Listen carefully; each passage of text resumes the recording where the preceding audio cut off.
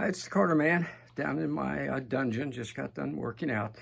And while I was working out, I was listening to Alexander from the Duran explain something that I went into in some detail on last week's Coffee with the Carter Man. Folks, I urge you, if you do not follow Coffee with the Carter Man, my hour-long podcast that is on YouTube, X, Rumble, Guitar, everything else, every week on Tuesdays.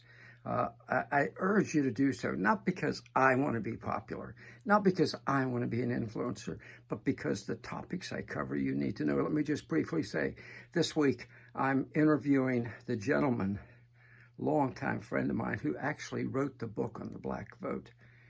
Predicted everything that's happened and is going to tell us what happens next in the black community. So make sure to tune in. Coffee with the Carter Man, the best, the number one political activist podcast on the web.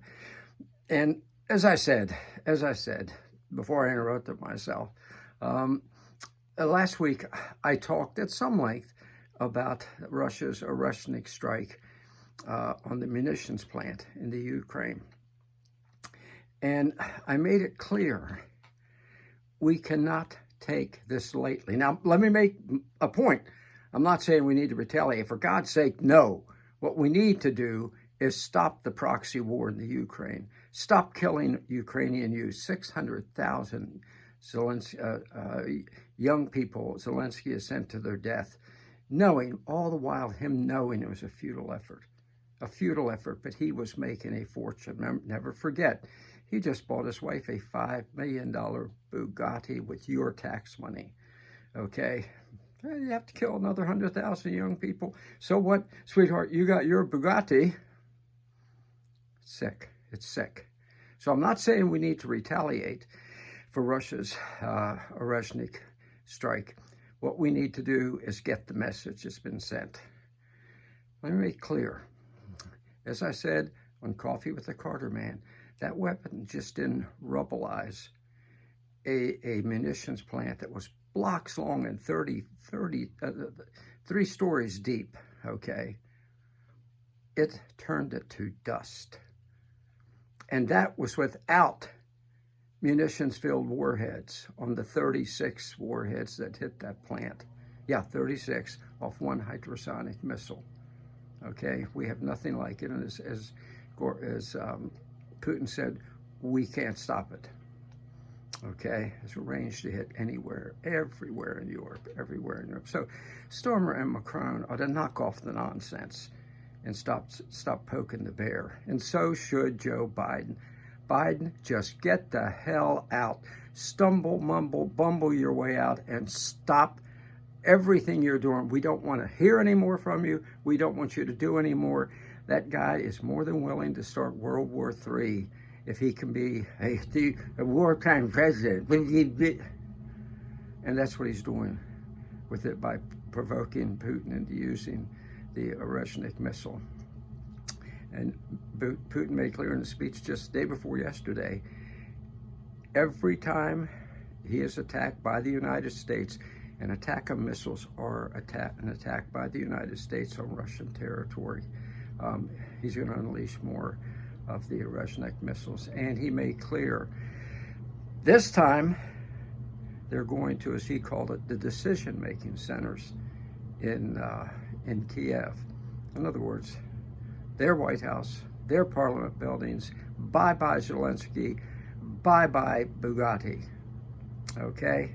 Look, this thing should never have started. We provoked it.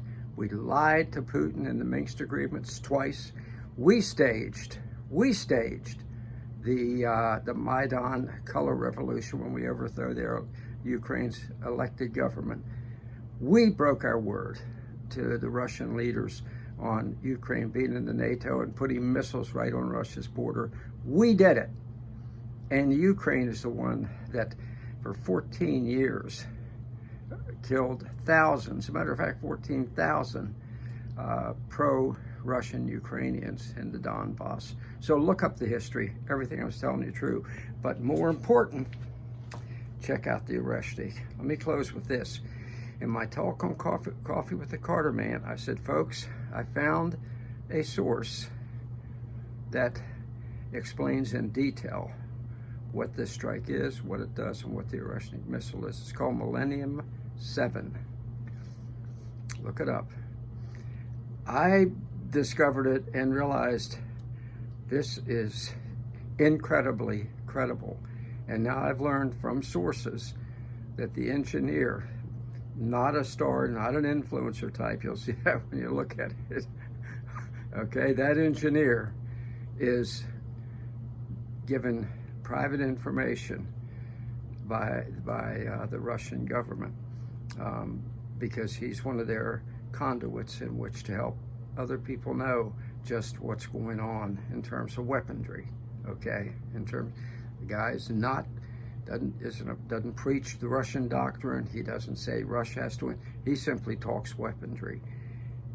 And what he says in his podcast, where I drew the information, I know where it's really from, is as he put it, now I'm frightened. That's how bad this missile is. So folks, tell your congressman, your senator, to tell Biden, shut the hell up, get out, leave us alone, lose our numbers, and don't look back. Let's do this thing.